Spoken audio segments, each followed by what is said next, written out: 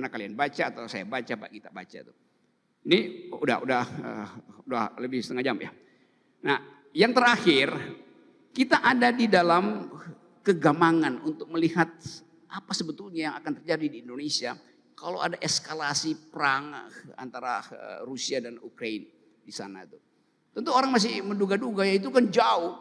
Dulu siapa Presiden Jokowi atau siapa orang kabinet bilang ya udahlah nggak usah perhatiin Rusia Ukraina itu kan jauh. Ya jauh secara fisika, secara jarak fisika jauh. Tetapi karena ekonomi kita itu terlibat dengan global economics, maka peristiwa kecil Rusia tahan sedikit pipanya itu, dia bocorin sedikit supaya nggak ngalir ke Eropa, kita langsung harga pertalite kita langsung naik tuh. Jadi dunia ini interconnected. Dan kita mesti baca soal itu. Mungkin kita gelisah kapan perang ini selesai supaya bangunan ini bisa dibuat gitu kan. Lanjutin. Karena percuma kita bikin bangunan ini, tiba-tiba perang itu merembet ke kita, dihancurin lagi bangunan ini. Lalu kita bangun lagi kan. Itu juga bagian yang mesti kita kalkulasi. Artinya investor asing pun berkalkulasi. Kalau udah diinvest di Indonesia, tiba-tiba besok betul-betul terjadi perang dunia ketiga, lalu berubah seluruh skala politik kita tuh. Nah, kita mau lihat itu karena ada teori yang disebut Lebensraum, ruang hidup itu kalau dia diganggu dia akan bertahan. Dan Rusia mungkin lupa untuk mengkalkulasi, kan Rusia mau lakukan blitzkrieg, perang cepat supaya Ukraina jatuh tuh. Ini juga konyol, sama seperti dulu Jerman dengan teori Lebensraum dia mau menganeksasi Eropa secara cepat-cepat. Lalu dia pergi, dia hajar Belgia, dia hajar Luxembourg. Waktu dia masuk ke Prancis, orang Prancis bertahan.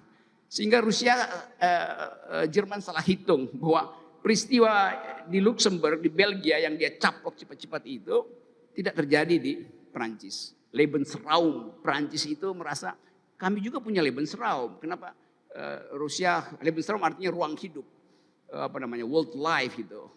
Kenapa kita mau diambil tuh? Demikian juga Ukraina sekarang tuh. Jadi Rusia gagal mengerti itu tuh. Nah, bagian-bagian ini yang mesti kita tahu. Lalu kita mulai berpikir, jangan-jangan ada Lebensraum dari Cina untuk masuk ke Indonesia. Lalu kita cemas.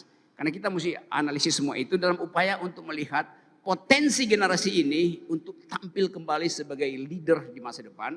Dan bukan sekedar jadi dealer untuk hal-hal yang teknis tadi itu. Nah, saya senang ada di sini karena ini percakapan sore hari yang nantinya akan membuat matahari terbit dari masing-masing individu itu. Kita pastikan itu, dan Pak Gita selalu ingin menerbitkan matahari bukan dari timur, tapi dari Bukit Sentul. Itu kira-kira tuh sinopsisnya. Oke, kita diskusi lebih panjang. Oke, ada yang mau nanya? Mungkin saya mulai dulu ya dengan pertanyaan-pertanyaan ya. Pertama ya, bro, ini akhir-akhir ini ada orang namanya Elon Musk.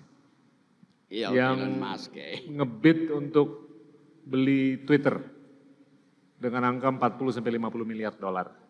Rupiahnya berapa tuh ya? Saya nggak biasa ngitung dolar. Itu kira-kira berapa rupiah tuh? 40-50 miliar dolar itu kurang lebih 900 triliun. Jadi 2 kali biaya ibu kota negara. Ya. Nah, dia alasannya cuma satu. Dia merasa bahwasanya demokrasi itu sudah dilukai.